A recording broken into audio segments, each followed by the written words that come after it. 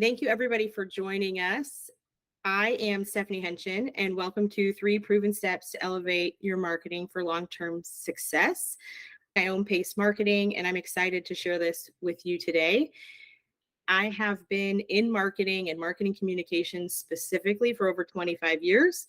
In that time, I've worked in corporate environments, nonprofit environments, and since starting Pace about 12 years ago, a little over 12 years ago, I've had the privilege of working with small businesses, nonprofits, mid-sized to large-sized corporations to build their marketing strategies, implement campaign plans, and mentor marketing teams.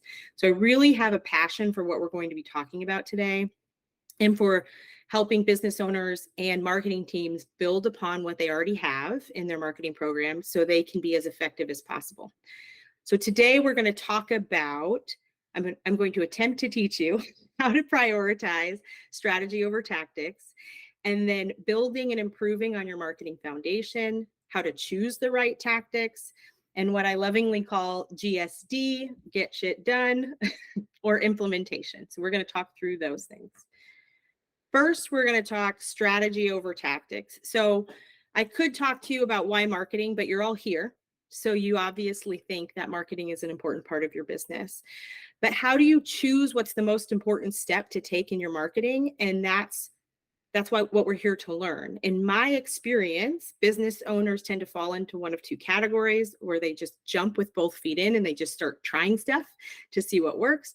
Or they take a step back, they sit, they research, they think, they wait, they nitpick, and then they never put anything out in front of their audience. Or it's very sporadic. Neither approach is a good approach.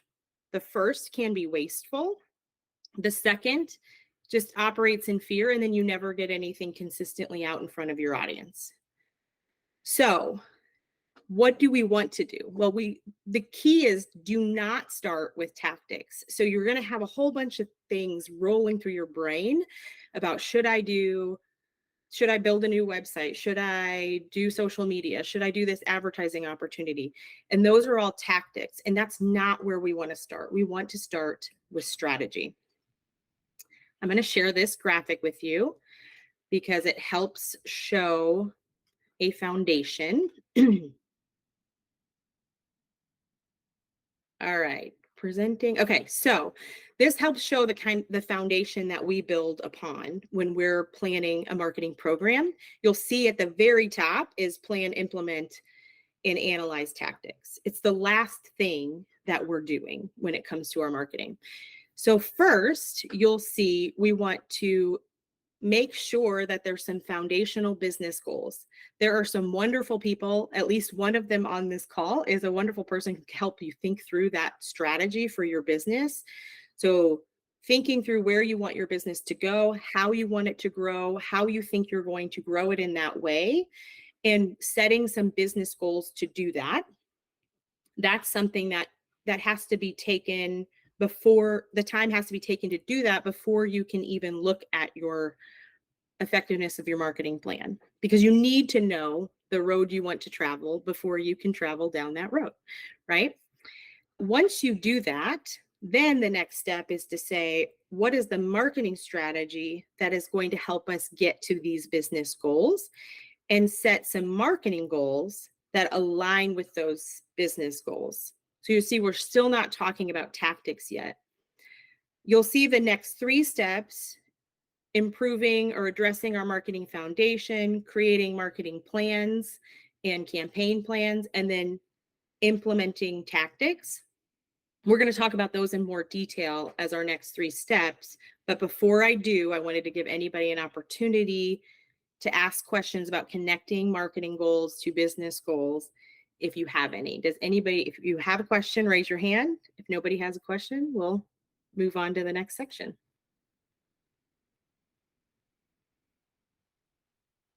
All right, I'm going to move on. Awesome. I'm going to stop sharing this page right here. So now that we are starting with this foundational piece and starting with strategy, next we're going to look at the pieces of a marketing foundation. we look or think, you can think about a marketing foundation similar to you would think about a foundation for a house. It supports the whole structure. For a house, it supports the whole structure of the building. And without it being in good shape, walls will crack, water gets into the basement. At extremes, the whole structure starts to collapse. In addition, the size of the foundation is proportional to the size of the building. So a marketing foundation works much in the same way. It needs to be in good shape.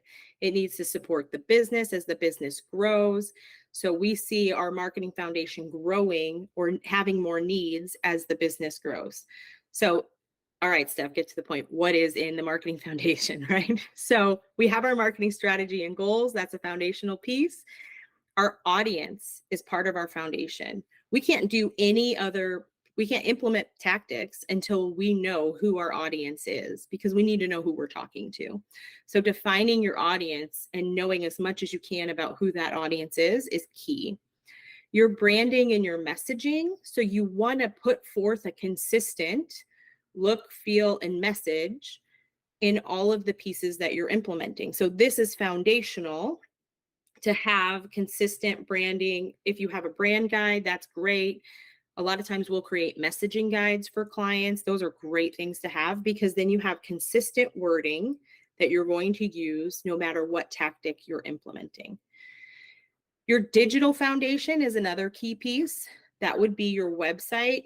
Our website now acts as our storefront. It's the first place people are going to go and look to get an impression of your business and who you are and what you're doing and how you're serving them and how you might solve their problem.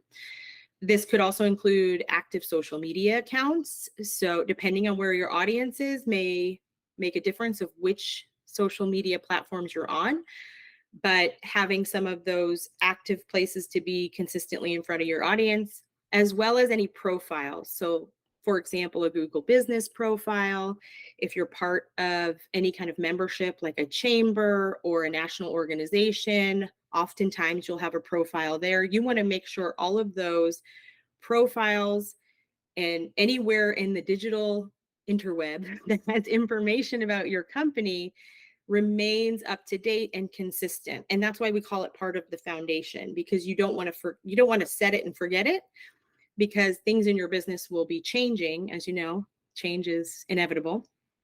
And so you want to make sure you are updating those things along the way.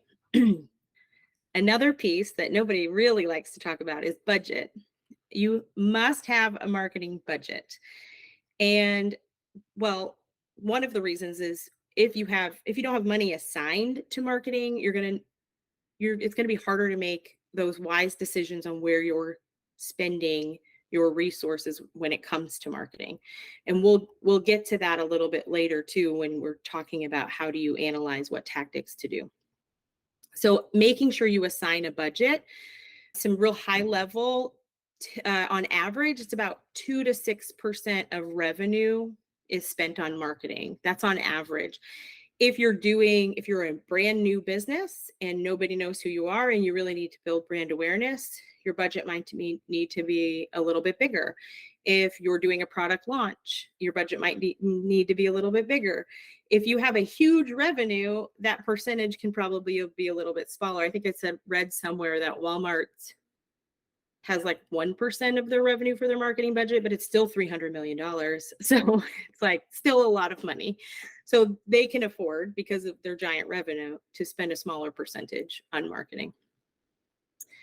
And then the last thing that's important to your foundation are the analytics, the systems, and the processes. So analytics meaning having a way to track and measure the effectiveness of the marketing campaigns and tactics you are implementing, whether that's Google Analytics, whether it's tracking your social media, in the back end, in the Meta Business Suite, where you can see how many people are liking and commenting, how many impressions you have, etc. It could be as simple as you're just keeping track of where leads are coming from. Systems, meaning what systems do we need, software, programs, etc., in order to deliver what our brand promises to our customers. So for us, we have a program that we use that is a CRM, and it also helps us turn quotes into projects and project manage those along the process of a project going from start to completion.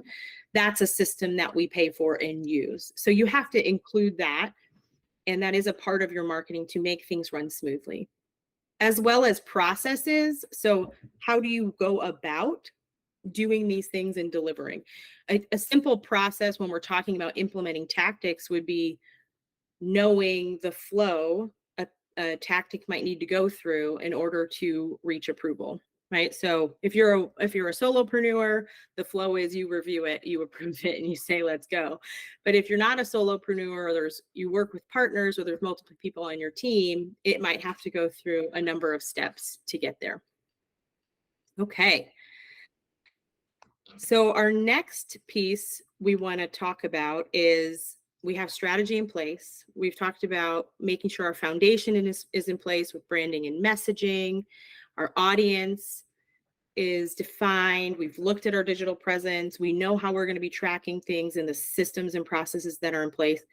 I'm not saying those things have to be perfect, but we need to be aware of where they are. We're constantly iterating, right? We're the system we use, we're constantly learning new things on how to use it more effectively, right?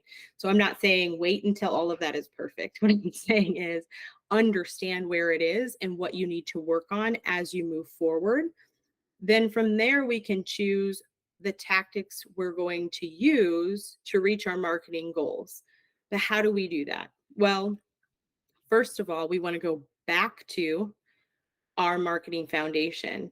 Start with the analytics. If you have any kind of analytics, start there. What was working? What wasn't working, and why? What was effective? What wasn't effective? Why? Use both qualitative and quantitative data. So we can get a lot of data in marketing, but we also want to get feedback and voice of the customer. So if you can do some interviews or if you're getting regular client feedback or testimonials, using that to help you make decisions is key. Another thing we really love to do, well, I really love to do, and we do this in our marketing physical, is going through an exercise I call the customer journey exercise. Let me explain to you. I'm going to show you this graphic and explain to you what I mean by customer journey. Okay, so this is what we would call a customer journey. You've probably heard of a sales funnel, which would essentially be the top half of this. The journey completes from a customer or client being completely unaware of who you are or what you do and why, down to they love you so much they're advocating for your brand and telling other people about you, either through testimonials or referrals. So real quickly, you can see these categories: unaware, they don't know who you are at all, they've never heard of you, right? Notice, they start to hear your name from other people or see an ad with you with your name or see a sponsorship you did, right? So they start to recognize that you exist. Then connect, they start to interact with you. So they are going to your website, they're reading an article, they're scheduling a consultation, they're going as far as to get a proposal from you if you need to do proposals, right? So down to partner, now that, where the hourglass comes to its thinnest, that's where they say, yes, we are going to partner with this company. We are going to start working with them. So in the partner phase, that's where you're starting to prove to them that you are who you say you are, right? You're starting to build that trust and provide quality service or products to them. Then the grow is they grow with you as a client or customer. So they're doing more business with you in some way, shape, or form, down to advocate. They're willing to talk about you to other people and refer people to your organization. So how does this relate to marketing tactics? Well, the reason why I like this journey is your marketing tactics can fit in these categories. They can cross over categories, but they can fit into these categories. So website, for example. A website does not fit into the unaware category because if they don't know who you are, they're probably not going to your website. But it fits in notice, it fits in connect, it fits in partner because it starts to push people down. Well, it fits in notice and actually beyond because it starts to push people down into this cycle that we want them to be in. So think about all the other tactics you might have that. So unaware, often your tactics that would fit in there would be things you're doing to get noticed, sponsorships that might get your name in front of people it hasn't been in front of before, paid advertising, doing an email blast through someone else's list that they have the right audience for your organization. Those are some examples. So if you take this and map out all the tactics that you're currently using into these categories, I like arranging things, so this is fun for me.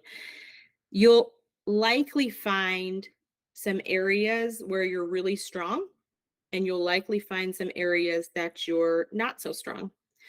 And then you'll also find, as you're trying to think of ideas to fill the holes, that you'll often think of more ideas that fit well into the areas that you're already strong, because you're already strong in that area for a reason, because you're comfortable there. So it's this, but this helps identify the holes that you might have in the ways that you might need to fill out your marketing program in order to get this funnel operating smoothly and well for your organization or hourglass or journey, however you want to describe it.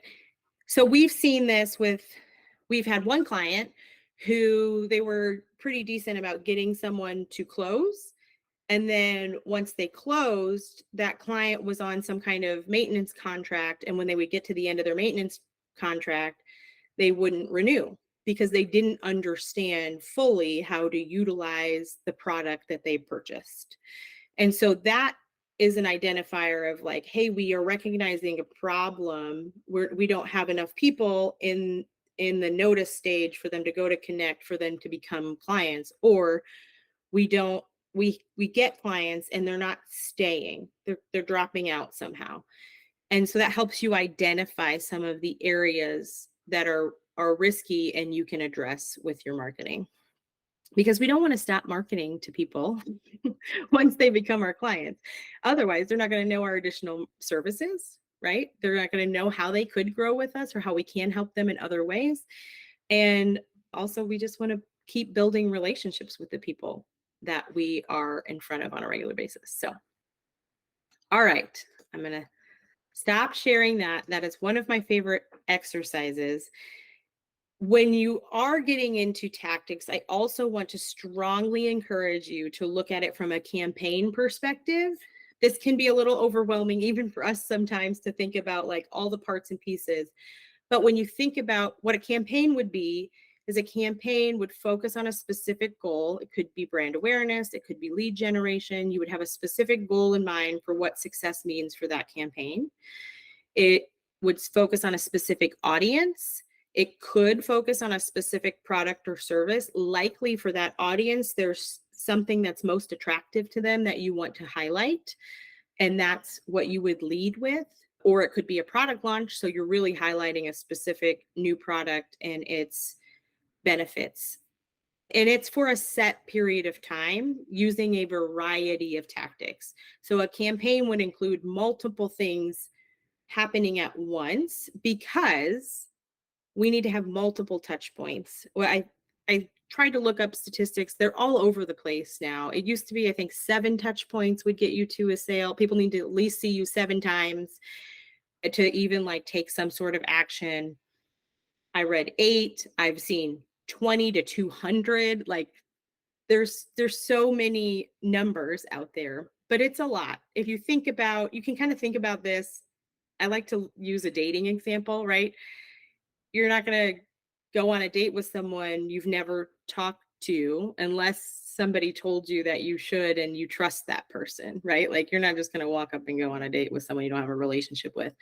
You're not going to marry maybe there's some success stories that, proposals happen on the first date, but it's very unlikely that you're going to propose on the first date and the person's actually going to say yes. So, point being, you need to take that time to build trust and help your prospects and your clients see that you are who you say you are, and you know what you say you know. All right. So, another thing I wanted to share with you is some of the things we do to evaluate opportunities or tactics. So, as business owners, we can get a lot of requests. We can get spam emails saying they have the best new marketing tactics in sliced bread and it's guaranteed to work. We can get requests from advertisers, from local publications. You can get all sorts of requests. So, how do you know when something like that comes to you, whether or not it's an opportunity worth analyzing, worth doing, really? So, a few questions we ask ourselves when we get that for ourselves or even for our clients is, one, and the most important, does this opportunity connect with the audience I want to reach? If you're trying to reach baby boomers and the opportunities audience is primarily 13 to 20-year-olds, that I don't think that audience would really track 13 to 16-year-olds, then that's not a good opportunity for you. That would be a complete waste of money. So that's one. Does it reach the audience? Does this opportunity help me reach my goals? So if you're looking at the opportunity, does it fit within that goal framework we talked about before? Does it complement what's working already? Or does it possibly replace something? So you can look at that. And if you want to look at it in the context of your whole program and say, well, this tactic that we've been using is kind of like so-so. So what if we test this one and it could possibly replace the one that's like we might feel is underperforming? Does the opportunity fit in my budget, or does it again replace something in my budget? And then looking at the cost benefit analysis, right? How much is it going to cost you? And that you might get the price and be like, that's my whole marketing budget. So clearly, no, that's a bad idea. But you might get the price and go, okay, it's really about defining what would need to happen in order for this to be considered successful. Do I need to close business? Does it need to drive a certain amount of traffic to my website? What does it need to drive a certain number of newsletter signups? What's the end goal? So that if you pursue it, you have a benchmark in mind that you can evaluate it for a certain amount of time and then say, okay, after this certain amount of time, it either was working against that goal or it wasn't working against that goal. Okay, that is a lot of information to ingest. We are going to pause again for any questions. If anybody has any questions, you want to raise your hand. Remember the hand at the bottom of the screen. Hit the hand at the bottom of the screen, raise your hand, and we are happy. I am happy to answer any questions. Jen, do we have any questions out there? Nothing. Oh my gosh, guys, you're so quiet. Okay. All right. So the next step is the implementation. So this is the third key. So our first one was connecting it, strategy to tactics, and building our plan. Our second one was evaluating what tactics were the right tactics to do and creating campaigns. And our third is now, as I lovingly like to call, get shit done. It's time to get shit done. Let's do it. Let's go. So the biggest tip that I can give to you when it comes to implementing your tactics or campaigns is plan first. And I know this is like, you're like, when are we going to actually do something?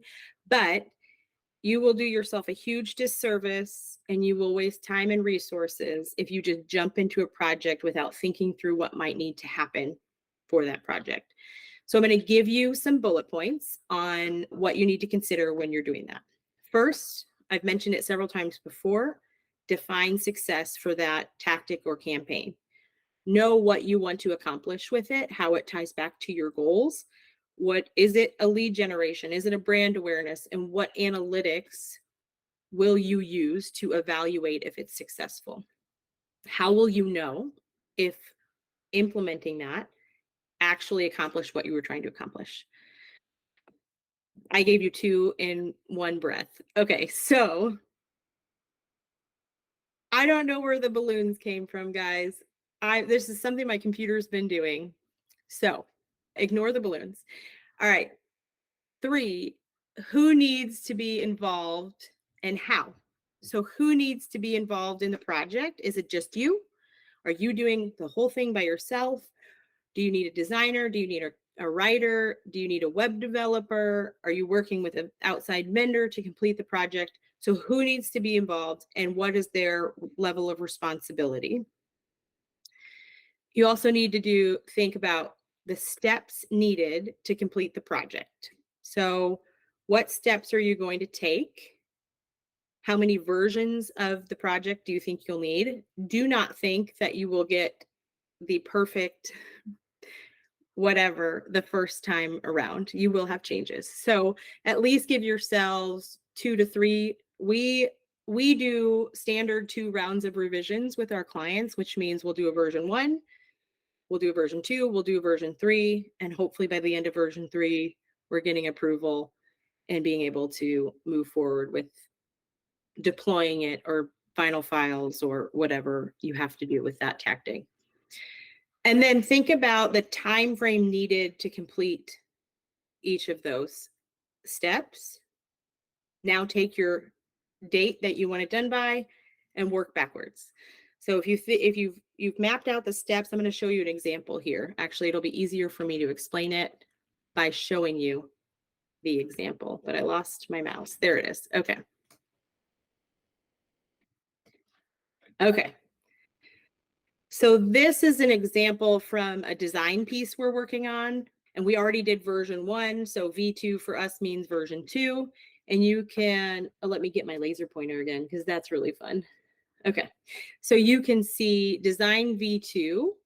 So the designer, we have a couple of days for the designer to make the requested changes we have on this piece. Then we have internal review. So that for us means our project manager is reviewing the changes, comparing them to the changes that were requested, and then also double checking spelling and grammar and alignment and a checklist of things that we look at when we're looking at a design piece.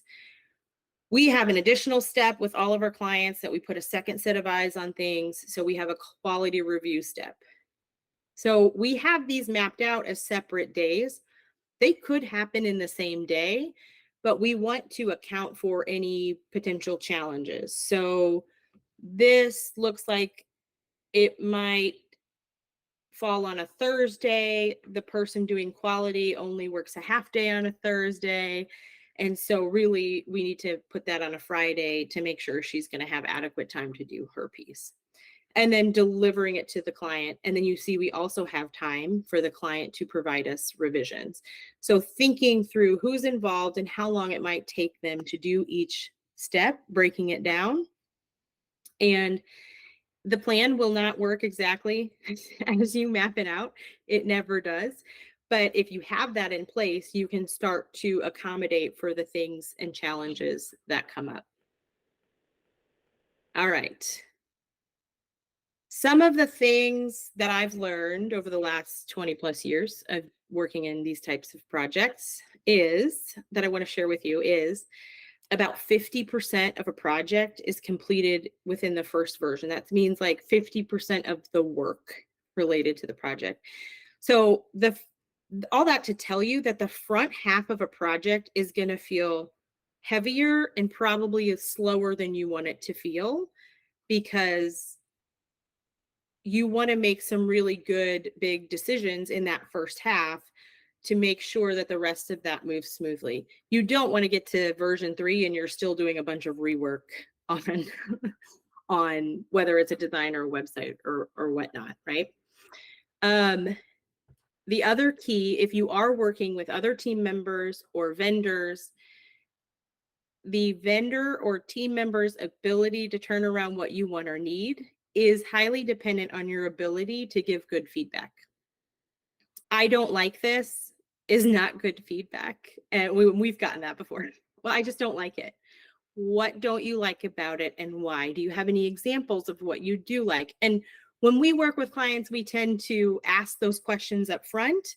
Is there anything you're envisioning, right? Because a lot of times they're like, no, you're the expert. But really, they have something in the back of their head that they've seen or that they like or that they expect that they just don't know how to communicate, right? So that's part of our job.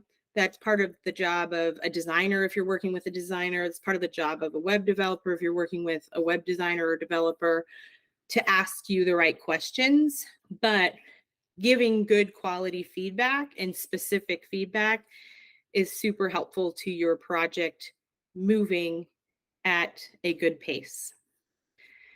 The third tip is the voice of the customer is always, always more important than your preferences.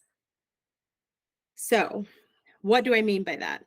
You might say things a certain way in your industry or for your job. You might have a certain vernacular that you use. As you're talking to your customers or clients, you might consistently get feedback of like, what does that mean? Which is a signal to not use that verbiage or vernacular, especially in your marketing communications. You need to make sure it's very clear to them. We want them to understand who we are and how we solve their problems as quickly as possible. And sometimes using our own vernacular and industry words makes that harder. And so make sure you're understanding the way that they communicate best so that you can communicate well to them without solely depending on your own preferences. If you're planning campaigns, my biggest tip is to have some kind of checklist of what is where, meaning, and here's why. If something changes as you're constantly analyzing and reiterating, so you're reviewing your analytics and you're like, something's not resonating, and you figure out, you know what? I've heard a lot of people say they don't understand this phrase. We're going to change the wording on this, or we're going to try to change out an image, or we're going to make adjustments of some sort. You might have that same verbiage or that same image in 5 different places because you're running Facebook ads, or you have some content coming up in an article where you use that verbiage, or it's on a website page. Oh, wait, it's on 2 website pages. So you need to kind of have a checklist of, if you update something in a campaign or in a overall marketing program, where else do you need to go to make sure that update is made so it remains consistent across the board? Those are my top tips for when you're implementing, which concludes the content that we have for you today. So we will take as many questions. I think we have this scheduled till 11:45. Ooh, Tiffany raised a hand. Okay, we had this scheduled till 11:45. I am happy to go past 11:45 if there are a lot of questions. So feel free to ask as many questions as you like. All right. So Tiffany, yeah, go ahead, Tiffany, please. Awesome. Well, thanks, Stephanie. That was a very informative, great presentation. I love the thought, as you said, of thinking of each marketing strategy or tactic as a campaign. I know you talked about budgeting and so forth, but what is the typical duration for a campaign? And I know that I'm gonna actually ask a bunch of questions, or I can ask them one at a time. They all have to do with one another, so I'll let you choose. Okay. So the typical duration, that's a great question, actually. And I'm going to answer it with, it depends on the type of, I think it really depends on the type of business you are. So because a campaign can be focused seasonally. So for example, a business to consumer that might be like an e-commerce, like they may have a very short term, like week-long campaign trying to drive a sale, right? So that could be a very short campaign. For us, for example, our campaign might run the whole year because we're really focused on one specific, like driving people to one specific service to help that we know is a good entry service that then they would expand with us further on. So but the key within that is to be analyzing it on a regular basis. So for the short campaign that's a week long because it's very focused on a specific sale, you might be looking over analytics every day. tracking things every day. How's it going? Do I need to make any adjustments really quickly? That's a really quick running campaign versus something that's a little longer, 3 months, 6 months, a year. You want to be tracking and figuring out how often you want to look at analytics so you can make adjustments to that campaign along the way based on how it's performing.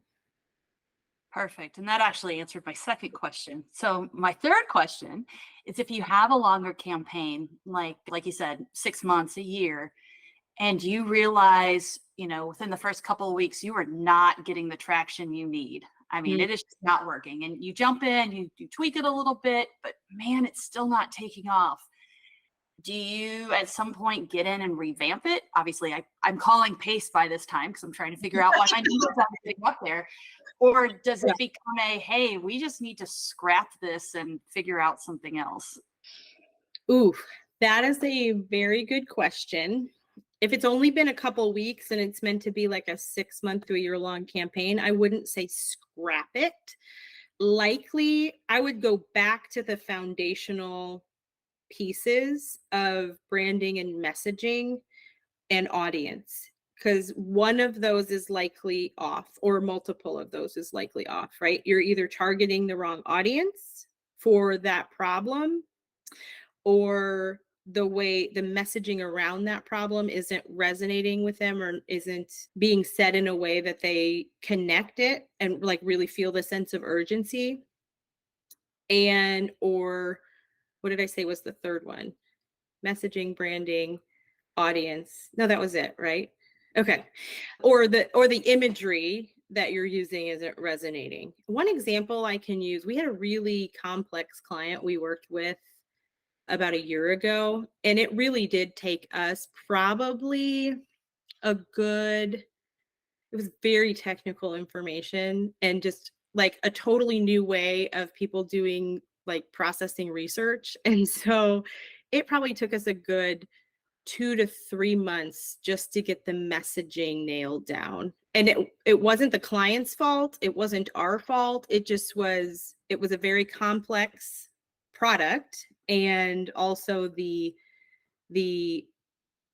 startup was learning a lot, like on the ground every day. So every week something new came to the table of like, I was having this conversation and this came out of that conversation. So does that answer your question, Tiffany?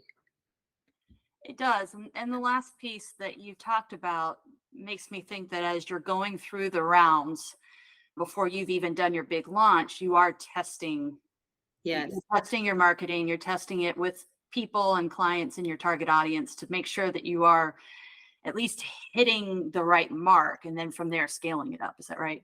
Yes. Yes. I would say, especially if you're going to be investing a decent amount of your budget into this campaign, you want to test it in smaller ways to make sure it's resonating with, maybe you have some existing clients that you can ask, hey, can you help me analyze this? Does this resonate with you? Like, this was a product or a service you chose. If I were to send this campaign to you, does it resonate with you? In some ways, you have to figure out how to get candid feedback from them, because some people will just want to be nice and be like, oh, that's beautiful. That sounds great. So choosing the right people who are going to be honest with you is also important. But yeah, testing it out is really important. You hit the nail on the head there. Okay, any other questions? Well, thank you all for coming. We will be sending you the recording. If you have any questions, you should have my email from the registration. Feel free to email me. Maybe something will pop up in your head tomorrow and you'll be like, oh, I really want to know about XYZ. Email it to me. I'm happy to answer any of your questions. Thank you, guys.